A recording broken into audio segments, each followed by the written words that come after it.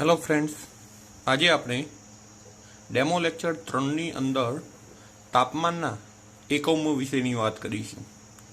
તમે બધા જ તાપમાન વિશે જાણો છો અને તાપમાન માટેના જે એકમો છે, ખાસ કરીને તમે જેનો ઉપયોગ કરો છો એ છે સેલ્સિયસ. હવે સેલ્સિયસ સિવાયના બે બીજા એના એકમો છે, એક છે કેલ્વિન અને બીજો છે ફેરનહીટ. હવે અહીંયા એમની સંજ્ઞા પણ આપવામાં આવેલ છે. તો ભાઈ કેલ્વિનની સંજ્ઞા શું છે? કે. સેલ્સિયસની સંજ્ઞા શું છે? સી અનસેલ્સિયસ. અને ફેરનહીટ માટે આપણે એફ વાપરીએ છીએ. તો આમ તાપમાનના 3 એકમો છે: કેલ્વિન, સેલ્સિયસ, ફેરનહીટ. અહીંયા એની સંજ્ઞા પણ છે. કેલ્વિન માટે કેપિટલ કે આવશે, સેલ્સિયસ માટે અંશ ઉપર લખીએ છીએ આપણે અને સી કરીએ છીએ, અને ફેરનહીટ માટે સંજ્ઞા એફ છે. હવે આમાં કેલ્વિન એ તાપમાન માટેનો એસઆઈ એકમ છે. હવે એસઆઈ એકમ છે શું? તો એસઆઈ એકમ એટલે દરેકે દરેક જગ્યાએ એનું મૂલ્ય બદલાતું નથી. કેમ આવું કરવામાં આવ્યું? એનું કારણ શું છે? તો તમે બધા જ જાણો છો કે પહેલાના જમાનામાં માપવા માટે અલગ અલગ વસ્તુઓ, અલગ અલગ એકમો વાપરવામાં આવતા હતા. ધારો કે ફૂટ, વેત, દોરી વડે માપન. તો આ બધી વસ્તુઓ વડે માપન માટેની પદ્ધતિ હતી, પરંતુ એ બધી પદ્ધતિઓ દરેકે દરેક જગ્યાએ સમાન રહેતી નથી. આથી તેને ચેન્જ કરીને એક નવી પદ્ધતિ આપવામાં આવી, જેને આપણે એસઆઈ એકમ પદ્ધતિ કહી છે. અને એસઆઈ એકમ પદ્ધતિની અંદર તાપમાન માટેનો એસઆઈ એકમ કેલ્વિન છે. એટલે જ્યારે પણ તમે કોઈ પણ એક્ઝામ્પલ આપણે કેમેસ્ટ્રીની અંદર હોય કે ફિઝિક્સની અંદર હોય, ત્યારે તમને તાપમાન હંમેશા કેલ્વિનમાં રૂપાંતરણ કરવું પડશે, અથવા તો કેલ્વિનમાં આપણને આપેલું હશે. તો આમ કેલ્વિન એ તાપમાનનો એસઆઈ એકમ છે. હવે કેલ્વિન માટેનું અહીંયા સૂત્ર છે. ધારો કે તમને T(સેલ્સિયસ) તાપમાન આપેલું છે અને મારે કેલ્વિનમાં ફેરવવું છે, તો એની અંદર 273.15 ઉમેરવામાં આવે તો આપણને કેલ્વિન તાપમાન પ્રાપ્ત થાય છે. પરંતુ આપણે ગણતરી સરળતા માટે T(સેલ્સિયસમાં માત્ર ને માત્ર 273 ઉમેરીને આપણે ગણતરી કરીએ છીએ. આ સરળતા ખાતર છે, પરંતુ એનું પરફેક્ટ મૂલ્ય 273.15 છે. હવે જો સેલ્સિયસમાં આપણે એનું રૂપાંતરણ કરવું હોય તો કેલ્વિન તાપમાન એમનું એમ રહેશે, અને આ જે 273 છે એને આપણે બરાબરની આ બાજુ લાવીશું તો થઈ જશે -273.15. એનો મતલબ શોર્ટમાં કે કેલ્વિન તાપમાન હોય અને જો સેલ્સિયસમાં ફેરવવાનું હોય તો આપણે કેલ્વિન તાપમાનમાંથી 273.15 બાદ કરીશું તો આપણને સેલ્સિયસ તાપમાન મળશે. હવે સેલ્સિયસ તાપમાનને ફેરનહીટમાં ફેરવવા માટેનું સમીકરણ અહીંયા છે. 9/5 T(સેલ્સિયસ) પ્લસ 32 છે. તો અહીંયા જ્યારે સેલ્સિયસ તાપમાન આપેલું હોય અને જો તમારે એને કેલ્વિનમાં ફેરવવું હોય, તાપમાન શામાં આપેલું હશે? સેલ્સિયસમાં. અને જો તમારે એને ફેરનહીટમાં ફેરવવું હોય તો અહીંયા આપણે આ સમીકરણનો ઉપયોગ કરીને એને ફેરનહીટમાં ફેરવી શકીએ છીએ. એ જ પ્રમાણે T(સેલ્સિયસમાં ફેરવવું છે અને જો આપણને તાપમાન ફેરનહીટમાં આપ્યું છે, તો અહીંયા ખાસ કરીને આપણે ભૂલો કરીએ છીએ. T(સેલ્સિયસ) કઈ રીતે સમીકરણ બન્યું એ જોઈએ. તો અહીંયા આટલું ભાગ એમનો એમ રહેશે. જે 32 છે એને આપણે બરાબરની આ બાજુ લઈએ તો માઇનસ થાય, એટલે F -32 થશે. હવે અહીંયા આપણી પાસે વધ્યું T(સેલ્સિયસ) એમના એમ રાખીશું, તો 5 ભાગાકારમાં હોવાથી ગુણાકારમાં જશે અને 9 કેવા આવશે? ભાગાકારમાં આવશે. જ્યારે પણ આપણે ફેરનહીટ તાપમાનને સેલ્સિયસમાં ફેરવતા હોય ત્યારે ખૂબ જ સાવચેતી રાખવાની છે. મોટાભાગે આપણને સૌથી વધુ જો ભૂલ થતી હોય તો આ તાપમાન ફેરવવામાં થાય છે. હવે આપણે અલગ અલગ તાપમાનને अलग अलग एकमમાં ફેરવવા માટેની ગણતરી જોઈએ છીએ અને જે આપણને ખૂબ જ ઉપયોગી થઈ રહે છે. કેટલાક એવા તાપમાન આપણે લઈને ગણતરી કરીએ છીએ જે આપણે યાદ પણ રાખવાના હોય છે. હવે પહેલી આપણે ગણતરી આપણે દર્શાવીએ છીએ પાણીનું ઉત્કલન બિંદુ. હવે પાણીનું ઉત્કલન બિંદુ છે કેટલું? તો પાણીનું ઉત્કલન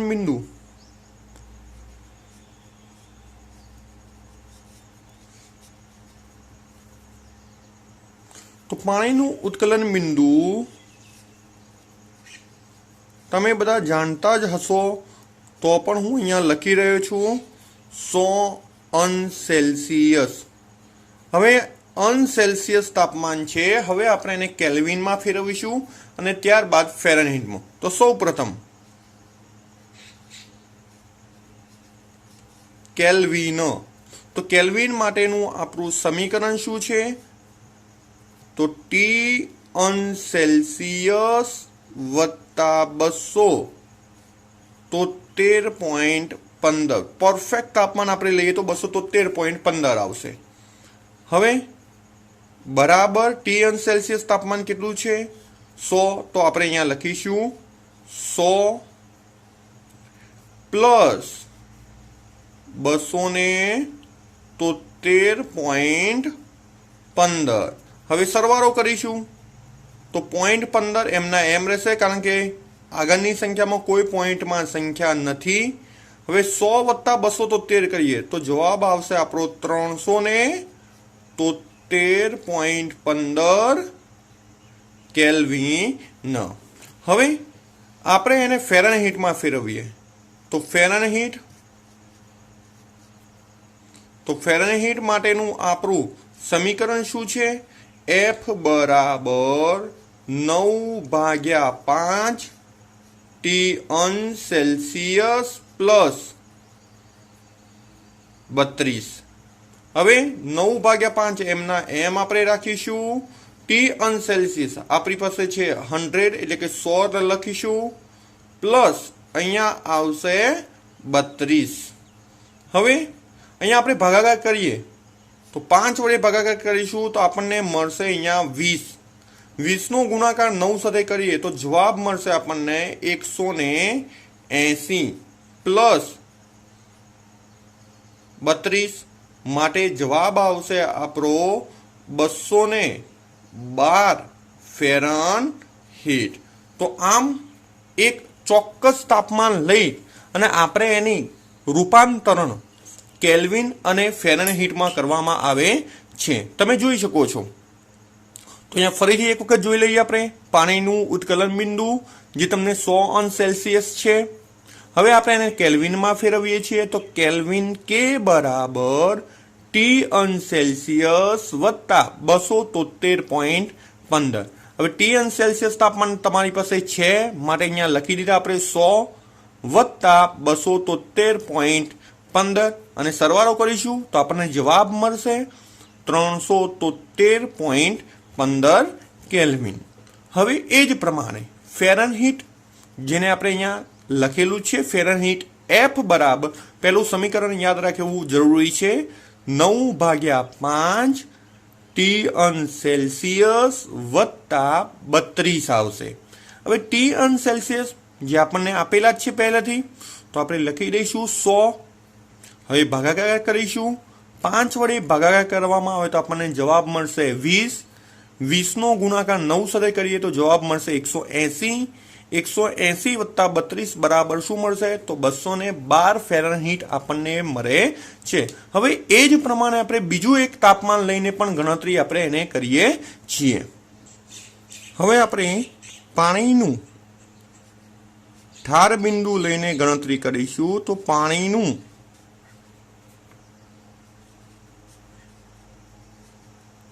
ઠાર બિંદુ બરાબર 0 અંશ સેલ્સિયસ હોય છે.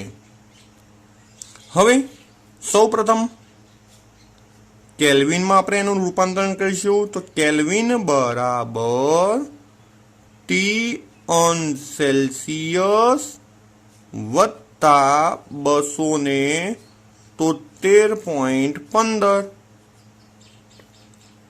TN સેલ્સિયસ કેટલા છે? તો આપણી પાસે 0 છે, 0 પ્લસ 273.15 માટે આપણો જવાબ આવશે 273.15 કેલ્વિન. તો આમ પાણીનું ઠાર બિંદુને જ્યારે આપણે કેલ્વિનમાં રૂપાંતરણ કરીએ તો આપણને જવાબ કેટલો મળશે? 273.15 પ્રાપ્ત થાય છે. હવે ફેરનહીટમાં જોઈ લઈએ આપણે. તો ફેરનહીટ F બરાબર સમીકરણ તમને બધાને યાદ છે. હવે 9/5 T સેલ્સિયસ પ્લસ આપણે કેટલા લઈશું? તો 32 લઈશું. હવે અહીંયા T સેલ્સિયસ બરાબર કેટલા છે? તો આપણી પાસે છે 0 સેલ્સિયસ વત્તા આપણે લખીશું 32. હવે તમે બધા જ જાણો છો અહીંયા આપણે જ્યારે મૂલ્ય 0 લખી રહીએ છીએ તો 0 સાથે કોઈ પણ સંખ્યા ગુણાય તો એનો ટોટલ જવાબ શું થઈ જાય? 0 પ્લસ આપણે લખીશું 32. આ વસ્તુ ધ્યાન રાખવાની છે કે ભાગાકાર અથવા તો કંઈ થવાનું નથી, પણ ગુણાકારમાં જ્યારે કોઈ સંખ્યા આવી જાય 0 સાથે તો એનો જવાબ 0 આવશે. અને હવે આ બંનેનો સરવાળો કરીશું તો આપણને જવાબ મળશે 32 ફેરનહીટ. અહીંયા કેલ્વિન માટે આપણે કે લખીશું અને ફેરનહીટ માટે આપણે એફ દર્શાવીએ છીએ. તો આમ આપણે સેલ્સિયસ તાપમાન પરથી કેલ્વિન અને ફેરનહીટ તાપમાન શોધવાનું અહીંયા આપણે ગણતરી જોઈ. હવે ફેરનહીટ તાપમાન આપણને આપવામાં આવ્યું હોય અને આપણે જો એને સેલ્સિયસ અથવા તો કેલ્વિનમાં રૂપાંતરણ કરવું છે એ પણ આપણે અહીંયા ગણતરી જોઈશું. હવે આપણે ફેરનહીટ તાપમાન લઈએ છીએ. ફેરનહીટ કોઈ એક તાપમાન લઈ લઈશું 248 ફેરનહીટ.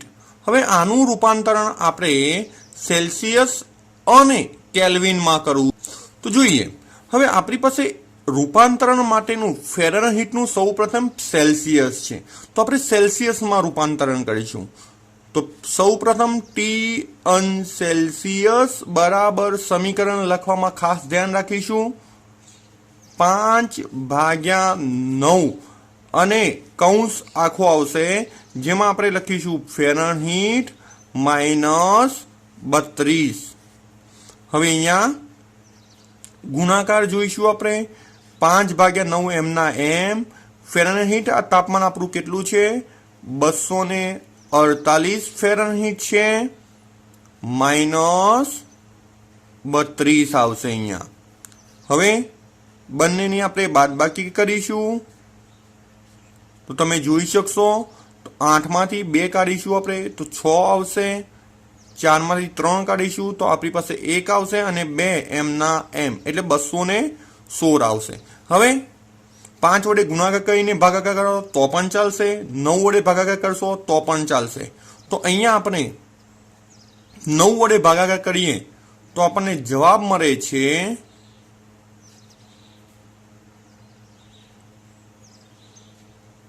24 અને 24 નો 5 વડે ગુણાકાર કરીએ તો આપણને જવાબ મળશે 120 સેલ્સિયસ. તો આ પ્રમાણે આપણે સેલ્સિયસમાં ફેરનહીટ તાપમાનને સેલ્સિયસમાં ફેરવ્યું. હવે સેલ્સિયસ તાપમાનને કેલ્વિનમાં ફેરવવું છે તો કેલ્વિનનું સૂત્ર તમારી પાસે તૈયાર જ છે. કેલ્વિન કે બરાબર T સેલ્સિયસ પ્લસ 273.15 કેલ્વિન. તો T સેલ્સિયસ 120 વત્તા 273.15 માટે જવાબ તમારો આવશે 1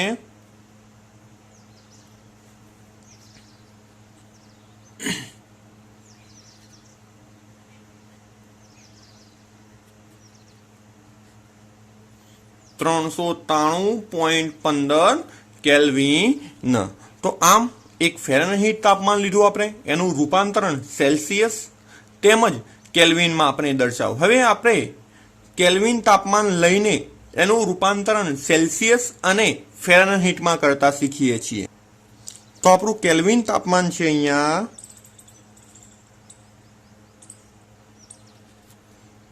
350 કેલ્વિન।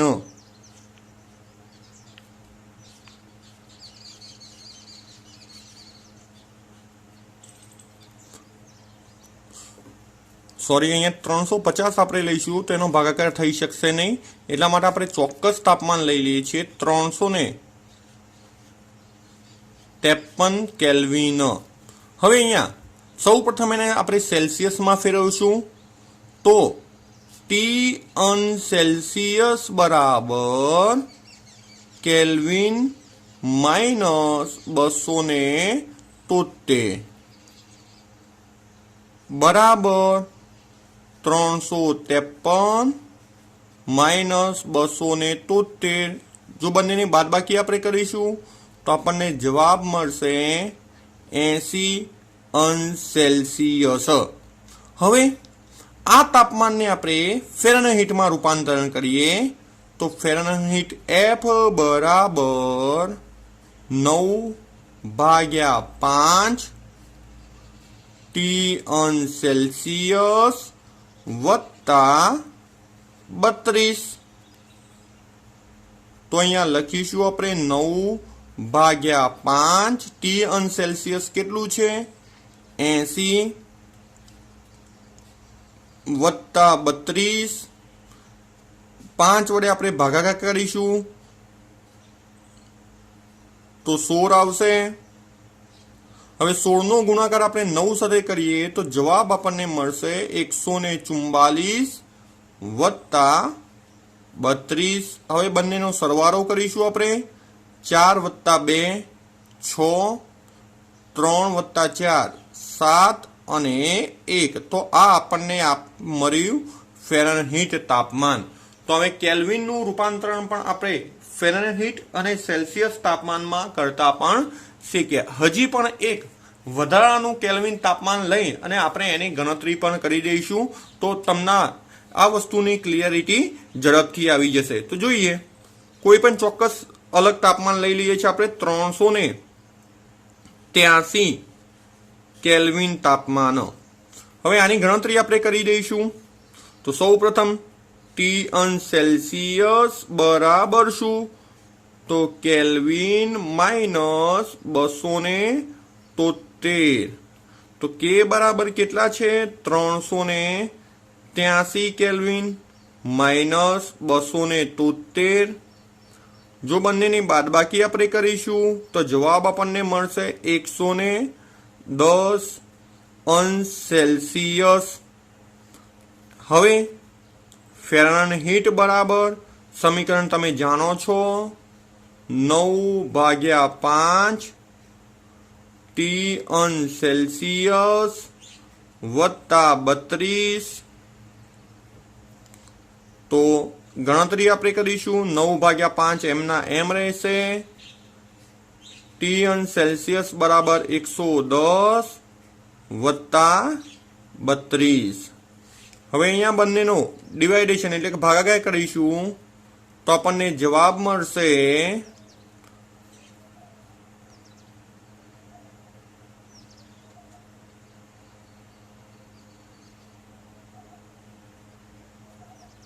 22 ગુણ્યા 9 કરવામાં આવે તો 18, 198 મળશે પ્લસ 32 આપણે કરીશું। હવે એની અંદર ઉમેરીશું તો જવાબ આપણને મળશે 230 ફેરનહીટ। તો આ પ્રમાણે આપણે અહીંયા તાપમાનના જે જુદા જુદા 3 એકમો છે કેલ્વિન, સેલ્સિયસ અને ફેરનહીટ, જેને એકબીજામાં રૂપાંતરણ કરતા શીખ્યા। હવે તમારે અહીંયા કેટલાક ફેરનહીટ તાપમાન, સેલ્સિયસ તાપમાન અને કેલ્વિન તાપમાનના રૂપાંતરણ તમારે હોમવર્કની અંદર ગણતરી કરવાની છે। અહીંયા તમારે હોમવર્કની અંદર બે રૂપાંતરણ તમને આપેલા છે, એક -40° અને બીજું છે 50° ને કેલ્વિન અને ફેરનહીટમાં ફેરવવાનું છે. એ જ પ્રમાણે 473 કેલ્વિન અને 673 કેલ્વિનને T°C અને ફેરનહીટમાં ફેરવો. એ પ્રમાણે ત્રીજો એક્ઝામ્પલ 194 ફેરનહીટને અને 302 ફેરનહીટને T°C અને કેલ્વિનમાં આપણે રૂપાંતરણ કરવાનું છે. હવે તમારે આ એક્ઝામ્પલ ગણ્યા બાદ આપણે એક બીજી માહિતી પણ આજે મેળવી લઈએ છીએ, જેનું આપણું સમીકરણ છે એ આજે માત્ર ભણીએ છીએ મોલ. મોલ પણ એક SI એકમ છે જે દ્રવ્યના જથ્થા માટે આપણે વાપરીએ છીએ.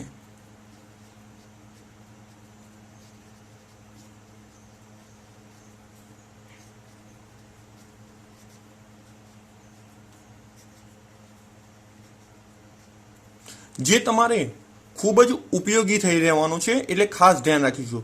હવે મોલનું સમીકરણ છે મોલ બરાબર વજન ભાગ્યા લખીશું આપણે આણ્વીય દર. તો આ પ્રમાણે આપણું આ જે સમીકરણ છે એ ખૂબ જ અગત્યનું સમીકરણ છે, જે આપણે આગળના લેક્ચરની અંદર એના મોલ કઈ રીતે શોધવા. હવે મોલના આધારે આપણે કોઈ પણ દ્રાવણ હોય તો દ્રાવણની સાંદ્રતા પણ આપણે નક્કી કરી શકીએ છીએ. તેમજ જુદી જુદી રૂપાંતરણો આપણે કરી શકીએ છીએ. કદ શોધવા માટે, અણુઓની સંખ્યા શોધવા માટે,